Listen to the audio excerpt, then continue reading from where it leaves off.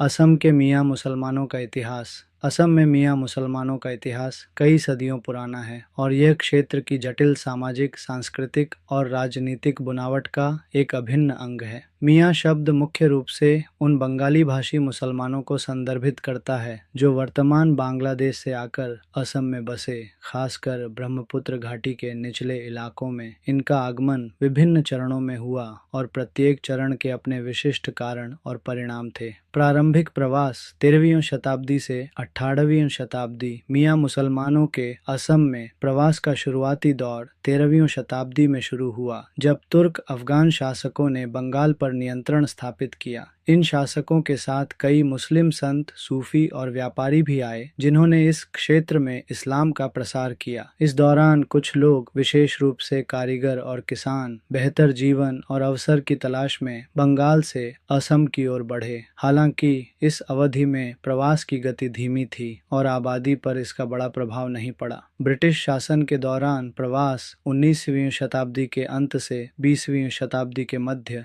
मियाँ मुसलमानों के इतिहास में सबसे महत्वपूर्ण और बड़े पैमाने पर प्रवास ब्रिटिश औपनिवेशिक काल के दौरान हुआ। 19वीं शताब्दी के अंत और 20वीं शताब्दी की शुरुआत में ब्रिटिश प्रशासन ने असम में कृषि उत्पादन बढ़ाने के लिए ग्रो मोर फूड अभियान चलाया। असम का विशाल अप्रयुक्त चारागाह क्षेत्र और उपजाऊ भूमि बंगाल के घनी आबादी वाले और बाढ़ प्रवण पूर्वी जिलों के किसानों के लिए एक बड़ा आकर्षण था। ब्रिटिश अधिकारियों ने इन बंगाली मुसलमानों को असम में बसने के लिए सक्रिय रूप से प्रोत्साहित किया, क्योंकि वे मेहनती किसान थे और भूमि को खेती योग्य बनाने में कुशल थे। इस नीति को लाइन सिस्टम के नाम से जाना जाता था, जिसके तहत प्रवासियों को विशिष्ट क्षेत्रों में बसने की अनुमति दी जाती थी। इस प्रवास के कारण ब्रह्मपुत्र घाटी के निचले इलाकों जैसे धुबरी, गोलपारा, बारपेटा, मोरीगांव और नौगांव में मुस्लिम आबादी में उल्लेखनीय वृद्धि हुई।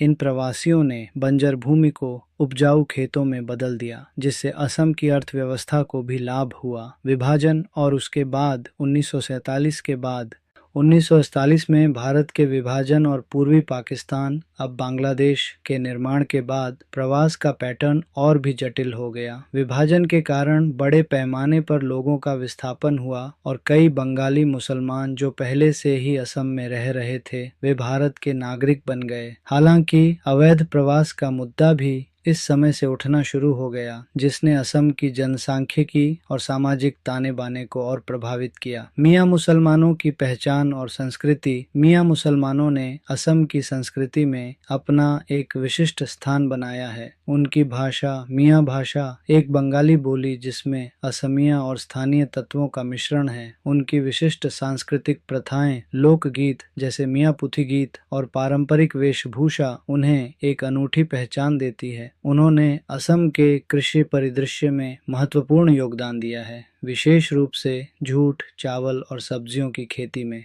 चुनौतियां और मुद्दे।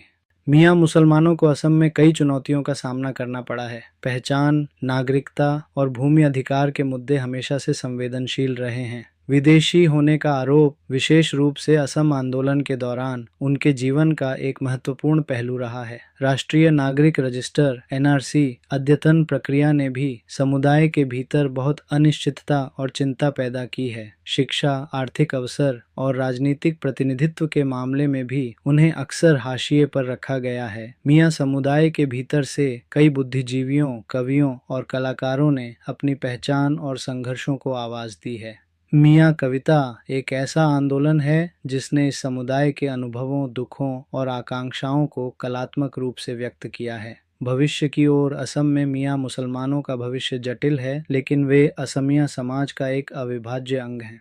समावेशिता, आपसी समझ और सह अस्तित्व ही आगे बढ़ने का रास्ता है। यह महत्वपूर्ण है कि उनके इतिहास, योगदान और संघर्षों को समझा जाए और उनका सम्मान किया जाए। प्रिय दर्शकों के लिए मुझे उम्मीद है कि यह विस्तृत जानकारी आपको असम के मियाँ मुसलमानों के इतिहास को समझने में मदद करेगी। ये एक ऐसा विषय है जिस पर अक्सर गलतफहमी और भ्रांतियां होती हैं, इसलिए तथ्यों और ऐतिहासिक संदर्भों को समझना बेहद महत्वपूर्ण है। अगर आपको यह वीडियो पसंद आया हो और आप इस तरह के और ऐतिहासिक और सामाजिक विषयों पर सामग्री देखना चाहते हैं तो कृपया हमारे चैनल को लाइक करें, शेयर करें और सब्सक्राइब करें। आपके विचार और प्रश्न कमेंट सेक्शन में ज़रूर लिखें। हम आपके फीडबैक का इंतज़ार करेंगे। धन्यवाद।